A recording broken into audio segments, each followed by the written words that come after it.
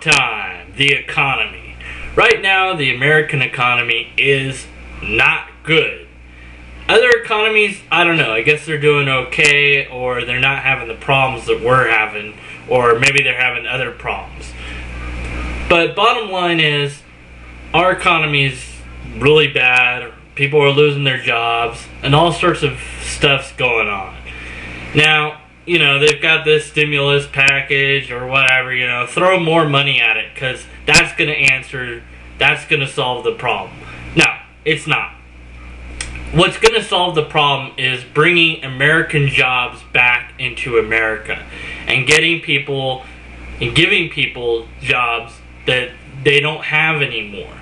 Look at the automotive industry. How many jobs were taken away due to the machines coming in?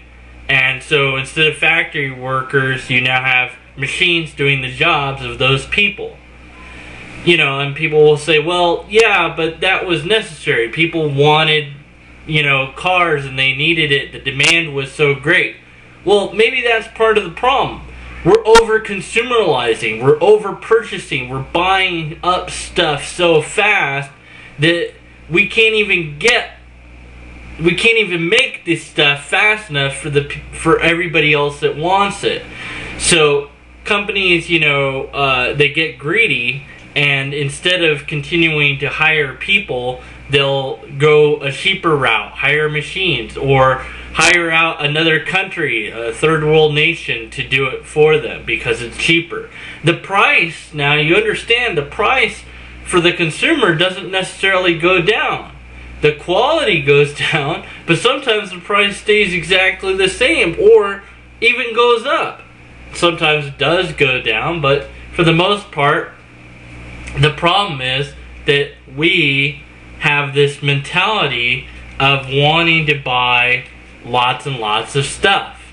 And I think we need to change that mentality. We need to look at having less stuff and being happy with a smaller, humbler existence. Some people are now buying smaller houses or buying less items, focusing on food and the bare minimum requirements to life. Everything else is a luxury. Food, shelter, and transportation, and everything else beyond that is a luxury. That includes television, that includes, the internet, that includes all these things. Now, you can get the internet for fairly cheap, so that's not necessarily a problem.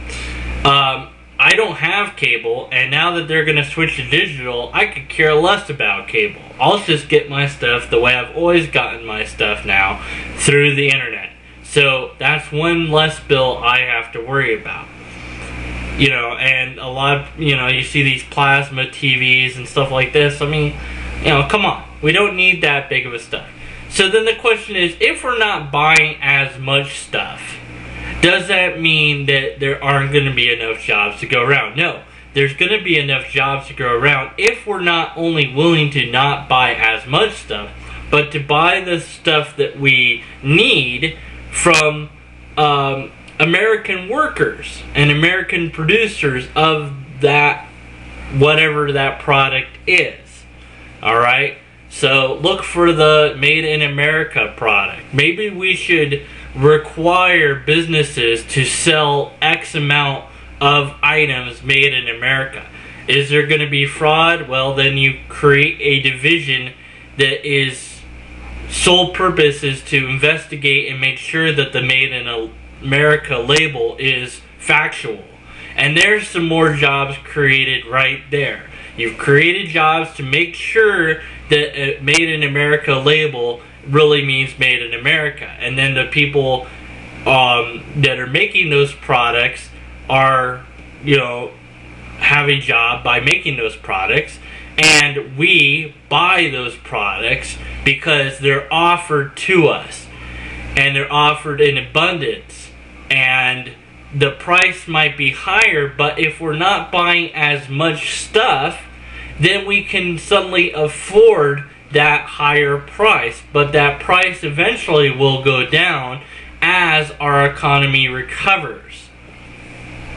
In other words, the more jobs we have available, the more work there is available out there, the more likely it is that we can afford those things that are made in America. And if we have a system in place that ensures that we have easy access to that stuff, then people will get it. But because people will oftentimes just buy whatever's cheapest. It's convenient. Well, if we make it more convenient to buy made in America goods, then guess what? The jobs and the economy will increase. If you're sitting there and you're a business person and you own a business, you're like, well, but that doesn't hit my bottom line. My bottom line is I need to make money. The only way for my company to make money is to outsource and turn to machines for everything I do. Otherwise, I'm not going to make money. Well, that's not true. You can make money with American workers and an American workforce, and you can have a quality product or service totally by Americans for Americans and still make a decent living. Now, I didn't say you will make as much as you are now, but maybe you can learn how to live with less too. Sell that giant big house. Maybe the government needs to come along because there's nobody to buy these houses anymore. And the government needs to come and buy houses until the economy recovers. I don't know. That's not necessarily a solution and probably not the best one available. Again, we're asking the government to fix our problems for us. We need to fix these problems for ourselves, really, and not rely on any other agency to do it for us. And that means American workers, American products, and basically it means shopping in a way that where you look at the product, you look at who's running that store, who owns that store, where they're getting their products from. Okay? So instead of going to Walmart, you go to the mom and pop shop and you buy your stuff there. Is it going to be more expensive? Is it going to be more inconvenient? Yeah. Is one person going to make a difference? Yes, absolutely. Not only are you going to be making an impact, but you're also going to be leading by example. If we want our economy to truly recover, this is what we have to do to ensure that it does. And we have to buy stuff made in America, and therefore we will have jobs in America for Americans. Sounds isolationist, yes. But we used to be the #1 producer of goods. That means we used to send stuff to other countries for them to buy. Now we're the #1 consumer. We're buying goods from other countries. And that's not a winning position at all.